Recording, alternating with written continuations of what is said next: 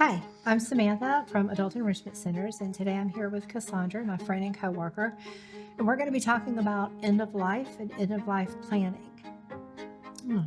So, what information would you say is most important as we consider end of life? Have a plan. Oh, yes.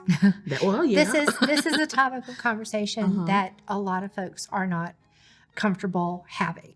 We Mhm. don't want to think about the end of our life or the end of our True. loved one's life. True. And families really struggle with having this conversation. Mhm. But if there's one thing that I can stress, having a plan, having those conversations and knowing what it is mom or dad or the spouse wanted takes so much pressure It's off true. the caregiver. Yeah. When my mom was under hospice care, I had no struggle making the decisions, one, to bring hospice in, or two, what to do next, because mom was very open about what she wanted. We talked about it. We had a plan. And after mom was gone, one of the greatest things I think she gave to me was, I have no guilt. I have no regret because it wasn't my decision.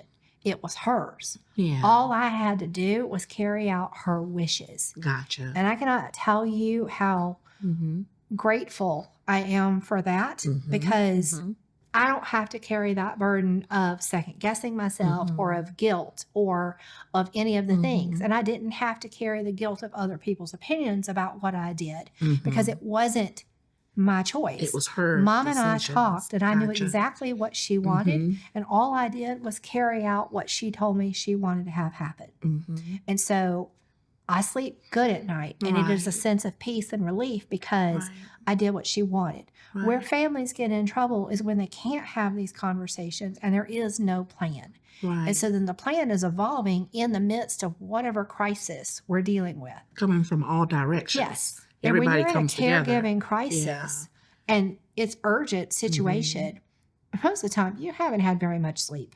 Yeah. You are grieving. Whether you can even speak that or not, or recognize it for what it is, you are dealing with anticipatory grief. What you know is coming, where you know this is going. Okay. Even if we resolve this crisis right now, we know that we're on a road that ends with end of life. And so you are experiencing anticipatory grief. You're exhausted, and all of your other normal life pressures are there. And this is not the best time for you or the person to have the conversation. You can still have it then, and it's better than nothing, but it would have been so much better if we could get families to introduce this conversation and ask, Mama, what would you like?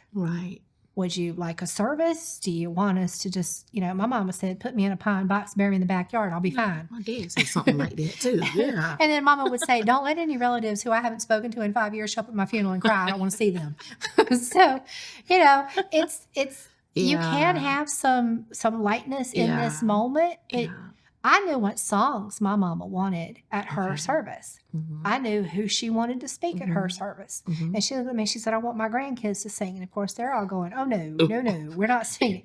They did. And they did beautiful. Yeah. And my mama said, I want you to speak. And I'm like, I'm not sure I can. And she said, excuse me? Oh, yes, ma'am. So I did. And I did not break down because mama said I couldn't. And You did. I have no idea what I said, but I did what she asked me to do. And once we get a diagnosis of Alzheimer's, we know that that is a terminal condition. In that moment, we need to start, if not before then. I mean, I think everybody should have a conversation from, I talk to my kids about it, for them. I mean, God forbid something should happen. What are your arrangements? I think people should know, but every family deals with it differently. But at the very least, once you know there is a condition, then you should be able to have that conversation and take notes, write it down. If they can still, ask them to write down some of their thoughts around it. It helps people process through it, but it also helps answer those questions. And then, of course, you need all of the legal things. You need a will. You need a living will. Do you want to be hooked up to machines? Do you need a DNR, a do not resuscitate order? Do you want them to do CPR? And CPR in a frail elderly person is not like what they show it on TV. It's hard on the body, and it often ends in extensive injuries. But people don't talk about these things because it's uncomfortable. And for me, I would be more uncomfortable not knowing what my person wanted. And when we talk about it, people think we're talking about just the act of dying, like those last 3 days when hospice care is in. No, we're talking about the process leading up to it. Well, you want to be like the machines. Yeah. What is that care you want before we get to that point? And there's a lot of things that can be done before. Do you have a place you need to go visit before we start talking about you're not able to travel anymore? Is there something that's been on your bucket list that you want to do? Is there somebody that you need to say something to? One of the biggest things that we see with families at end of life is guilt. And guilt is ugly. Guilt robs people of so much out of their life because once the person has either gone to a state where they can't communicate or they've passed away, there is no saying those things. And people feel very strongly about that, and they carry it with them for the rest of their lives. One, guilt serves no one, not the person who's passed and not the person who's carrying it. So say what you need to say. But families don't do that because why? Because we think there's time. One of the other things is we just had the Gene Hackman story. And that was a situation where there was not a plan. Okay? It was a completely preventable situation if there had been a plan. The caregiver, the person doing the care, plans often for the person they're giving the care to. They don't plan what happens to them. And sometimes something happens to the caregiver long before it happens to the person. Okay? And in that case with Gene Hackman and his wife, that is what happened. She passed away first, and there was no system of checks and balances. There was no plan for something happening to the caregiver. Once again, these are all end-of-life planning conversations. So I'm the caregiver for my dad. Well, I don't plan on anything happening to me. I mean, I think I'm in pretty good health. But what if something did? What if tomorrow I don't come home from work? He has medications that he has to have. He can't get food for himself most of the time. I mean, he's blind and he has issues. So what would happen? Now, fortunately, my husband lives here, so there would be someone home. But what if it were just he and I? Or what if he lived alone and I just came over daily to check on him without a plan, and something happens to the caregiver? Then there's often a tragedy, like in Gene Hackman's case, because there was no plan. I got questions. I have questions. So, because it's so vague. I'm hearing all of it. Is there like and this is an emotional conversation. So with it being emotional, of course, the reasoning goes down. Hard to do both at the same time. Is there a checklist? There are. Or what would you say is like the 3 things I could do today with a notebook? What do I need to write down? If I'm caregiving for someone, what the medicines they're on? Help me out. Help me bring it in. Every family should have a posted list or a list in the home of what medications there are, where are the important papers, and who are the doctors. Okay. Kind of like, and it can be short or long. It could be a book. It can literally be a piece of paper. So like, they have the life bottles that you put in the fridge for elderly people who live alone in case EMS is called. They can go to the fridge and they know where it's kept, and they pull that little sheet out and it tells them allergies or doctors or whatever. Every family needs one of these. I have a list for myself, for my husband, and for my dad. And for a caregiver, it needs to be for themselves. Because we just said something can happen to the caregiver or the person they're caring for. And then there needs to be a system of checks and balances. So if I don't come home today, let's say I'm in a car wreck and I'm in the hospital and nobody's been called because I didn't have my purse on me or whatever. Who's going to check on the person that I'm caregiving for? What's going to happen? So, and what would they need?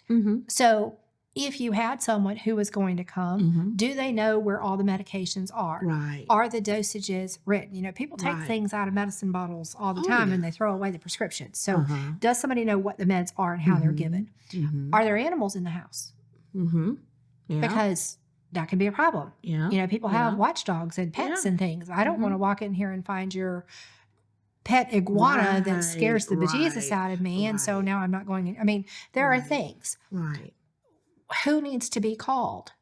So if I'm just a friend and I get the call that something has happened to you, the caregiver, Right. are you expecting me to take Dad home tonight? Or is there a plan? Yeah. Where does he go? What Right. happens? Right. And once again, don't overthink it. It does not need to be a super exhaustive list. Right. Just something. And then who needs to know where that list is? Okay. Whoever's closest. Mm-hmm. It's great to send it to Aunt Susie in Texas, but if it's going to take 3 days for Aunt Susie to get here, that isn't super and helpful. The medicine is due tomorrow. But your neighbor next door who's going to notice Yes. that the lights didn't come on at 6 and the dog didn't get let out, so she's going to come ask. Right. She may need to know where that list is. That's true. Make sure that someone has access to the home. You know, we got smart homes nowadays. Well, that's all great, except in the case of an emergency, you don't want to have to break doors or windows to get in. So does someone know how to get in? Here's a question. We're in the South.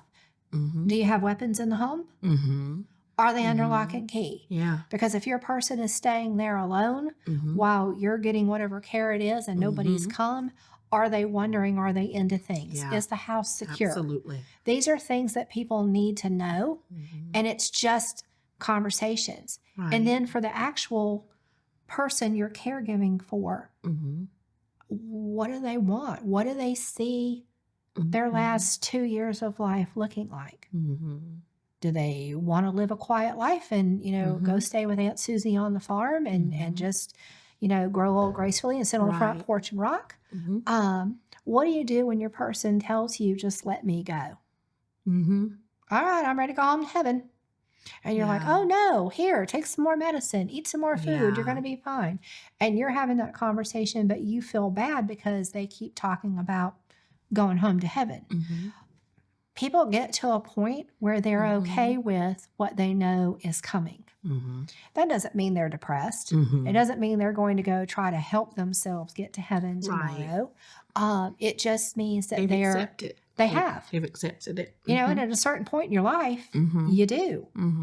And they're okay with whatever comes next. Mama looked at me and said, let me go. I'm tired of being in pain. Nothing is going to change that. Let me go. And I'm like, okay, your choice. And we brought in hospice and Mama met Jesus 4 days later. And we were all perfectly okay with that because it was her choice. Could I have prolonged life? Yes. We can do that now for years. But at what cost? And where do her wishes come in? It's at least worthwhile starting early. So I think to take the heaviness of the conversation and the planning is to flip it and look at it as a way of empowering Yes. them and yourself to be able to handle the heavy situation when it comes. It won't I be tell so everybody heavy. that I talk to that was Mama's greatest gift to me. And I believe that because everybody had an opinion. My sister, my daddy, everybody had an opinion. But I was the power of attorney. But of course I wanted Daddy's wishes to be considered. But because of his hearing and his eyesight, he couldn't see how bad Mama was. He couldn't physically see it. And so in his mind, he's only going on the memory he had of her when she was much more functional. So at some point, my judgment had to come into play. But at that moment, it wasn't mine. It was hers. I've seen families literally split over the end-of-life care. We had a family, we had a client. She had 5 daughters. They each took turns. They were a very close-knit family. They bought houses all in the same neighborhood. They did everything together. They were an Italian family, and they lived together. Mama got sick. When it came down to end of life, there were decisions that had to be made. The girls did not agree. And I watched this very close-knit family who I looked up to as a role model because each of the 5 girls Yeah. took turns staying with Yeah, mama at yeah. night. They were so supportive. They were so close-knit. At the end of life stages, when those last questions had to be answered, the family split. Very emotional. When mom Very, passed, I got called to stand beside of her, and I prayed with her over her deathbed. And the girls were all gathered around with their spouses and the grandkids. The room was full. And they all smiled. But when we walked out of the room, they were fighting like crazy. Shortly after Mama passed, 2 of them sold their homes. And as far as I know, those sisters have not spoken to each other again. And it was over strong feelings and religious It's a feelings very emotional about process, how yes. mom had to face end of life. And they disagreed. And that's not what you want to see. Right. Nobody's goal is to have a family split in hard feelings after someone's end of life care. Right. So it is critically important that no matter how uncomfortable you are, and if you can't do it, bring in someone. You know, there are end of life coaches who can come in and help you, help a family navigate those questions. If your family doesn't feel like they're ready to do that on their own. Right, right. And this person is a third party. They're not emotionally connected. So they can make sure that reason and logic and everybody gets heard. And they can help you navigate what that plan is. Gotcha. There are a lot of things out there online and dealing with hospice that have, you know, a written little book where you can, these are the documents I need to know where they are. Okay. These are the things that you should have on hand. There's medical things that you need to know, and there are people you can talk to. But there's also tools that you can use. My brother got one when he was in hospice. It's like How I Want to Die. It's basically it was a little paper booklet that they gave to him at the facility, and it said How I Want to Die. And it had questions in there like, I want this song played at my funeral. He requested Sweet Home Alabama. My daddy's a Baptist preacher. My mama was not about to play Sweet Home Alabama at my brother's funeral. So we did, when we buried him, we did play it. We sat in the graveyard and we played Sweet Home Alabama, and Leonard Skinner very loud. Yeah. And somewhere King Keefe was very happy. He was happy. That's right. But it asked those questions. Right. And of course, I don't know that he really understood he meant Sweet Home Alabama. But however, that song was very important to him in his life. We played it. That's right. But my mom insisted on a gospel hymn too, so we compromised. They both got what they wanted. But it walks you through some of those things. Yeah. And if your person is capable, some of those little pamphlets that are out there or questionnaires online can help you start that conversation. Exactly. And then if you really can't reach an agreement, bring in someone like an end-of-life planner or a death doula and have them help you craft this plan. Right. I cannot tell you how much grief it will save that family if there is a plan in place for end of life. End of life. So we're not going to look at it as the end of all. We're going to empower ourselves to do what we can today to plan for it. And you said the list of medications, doctors, those important papers. Just start getting them together. Have a plan. Ask those questions. The biggest thing is start. Just get started. Just get started. Start asking the questions and start developing a plan. A plan. Yep. Sounds good. Awesome. It works. So today we were talking about end of life and planning and some of the things that caregivers and the person receiving care can do to be ready for those challenging days that are ahead. You can learn more at our website, www.adultenrichmentcenters.org, or follow us on our YouTube channel. Thanks.